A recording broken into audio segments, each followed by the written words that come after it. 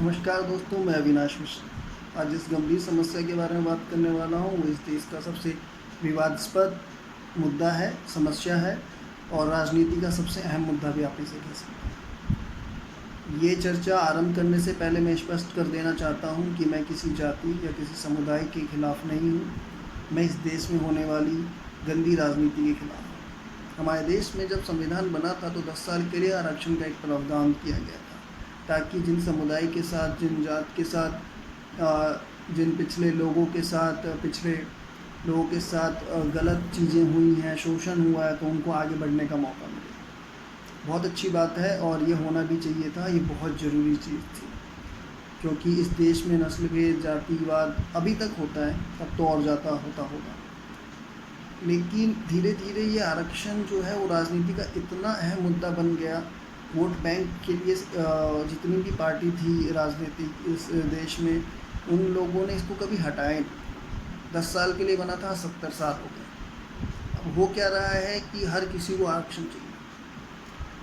शुरुआत में कुछ जातियों को ही इसमें शामिल किया गया था। आज आप अगर कभी जाके कानून या संविधान को किसी भी किताब को खोल के देखेंगे तो उसमें बहुत सारी जाति को शामिल कर लिया गया। वो भी यही रहा है।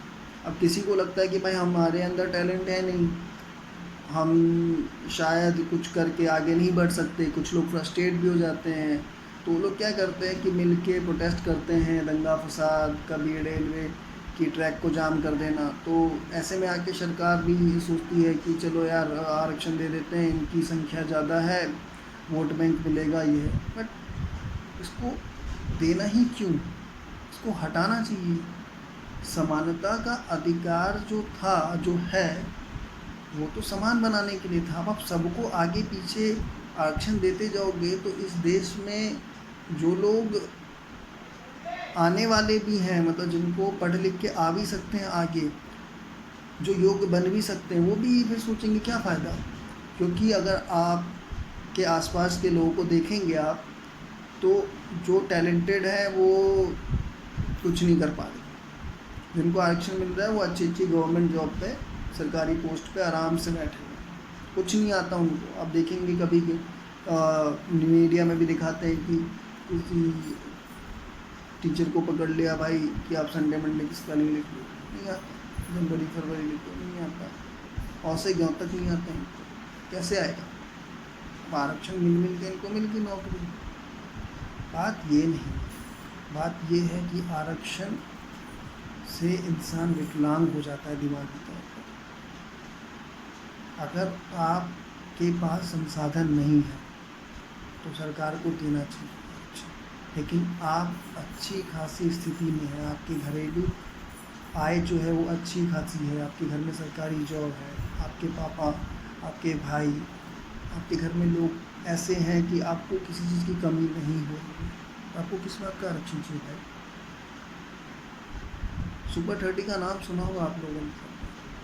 30 बच्चे उठाते हैं आनंद जी, और सारे जो हैं अंडर प्रिविलेज बच्चे, सिर्फ उनको सही राह दिखाते हैं, तब तो जाके वो IIT क्लियर कर पाते हैं। अगर उनको आरक्षण, उन्हीं बच्चों की बात कर रहा हूँ, उन्हीं बच्चों को अगर आरक्षण मिल के कोई चीज़ मिली होती ना, तो IIT तो क्लियर नहीं करता। जो योग्य हैं वो इस देश को छोड़ के जा चुके हैं। कुछ जाने वाले हैं, कुछ चले जाएंगे, उनको अच्छा पैसा मिलेगा कि सबको पैसा चाहिए। यहाँ तो हो नहीं रहा ना कुछ। दूसरे देशों की तरक्की में इतना योगदान दे रहे हैं, उन देशों को भी अच्छा लग रहा, भाई टैलेंटेड लोग आ रहे हैं हमारे पास। कोई भी सरकार इसको हटाती क्यों नहीं, मुझे आज तक समझ में नहीं आ रहा। मैं एक छोटी सी कहानी बताऊंगा। एक सज्जन से मेरी इस बात पे बहस हो रही थी। अच्छी बहस बोल सकते हैं क्योंकि उसमें कोई गाली गलौज नहीं थी, शायद हो भी सकती थी, बट ठीक है। शायद हमारा एक दोस्ती का रिश्ता रहा है, तो शायद उन्होंने थोड़ी मेरे से इज्जत बरत ली, थोड़ी सी मैंने बरत ली। तो उन्होंने मुझे बोला कि जो तू हमेशा आरक्षण के लिए बोलता है, आरक्षण के खिलाफ बोलता है, दिस इज़ नॉट गुड। मैंने कहा अच्छा भाई आप बताइए। उन्होंने बड़े अजीब अजीब तर्क दिए। तो मुझे समझ में आया कि ये जो सज्जन है ये शायद समझ ही नहीं रहे बात। तो मैंने बड़े प्यार से पूछा, इस ध्यान से सुनिएगा इस उदाहरण को, कि आपकी नज़र में, आपकी नॉलेज में कोई पढ़ा लिखा है? उन्होंने इस चीज़ का जवाब दे दिया। बात और आगे बढ़ी। फिर कुछ देर के बाद मैंने पूछा, आपकी नज़र में कोई पढ़ा लिखा है? उन्होंने फिर आंसर नहीं दिया। फिर मैंने एक बार और तीसरी बार पूछा कि आपकी नज़र में कोई पढ़ा लिखा है? उन्होंने आंसर नहीं दिया।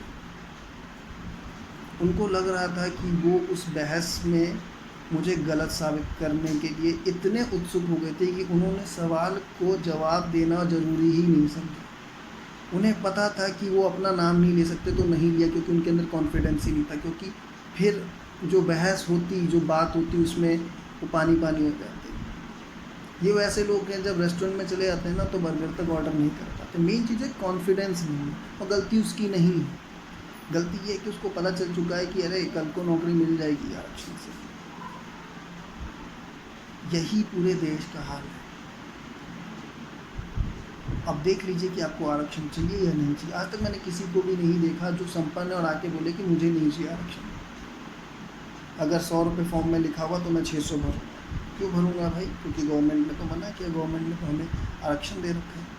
वो अलग बात है कि कोई सामान्य वर्ग से आता हो, उसके पिताजी पे पैसा ना हो, लेकिन वही 100 रुपये का फॉर्म वो 500 में भरेगा, क्योंकि वो जनरल कैटेगरी में आता है। ये सब चीज़ें इस देश को बर्बाद करती जा रही हैं और करेंगी। अगर आप मेरी बात से थोड़ा सा भी सहमति रखते हैं तो इस बात को शेयर करें, मेरी वीडियो को ज़्यादा से ज़्यादा फैलाएं, मेरे चैनल को लाइक और सब्सक्राइब करें ऐसी ही जागरूक वीडियो के लिए। और जिनको बुरा लगा उसको सॉरी बिल्कुल नहीं बोलूँगा, क्योंकि मैंने कुछ गलत नहीं बोला है। बाकी ठीक है, जिसको मिल रहा है लो भाई, जिसको नहीं मिल रहा मत लो। शुक्र है कि प्राइवेट जॉब में ऐसा है नहीं, वहाँ पे जात नहीं देखते। बाकी समझदार के लिए इशारा काफ़ी है। जय हिंद, जय भारत।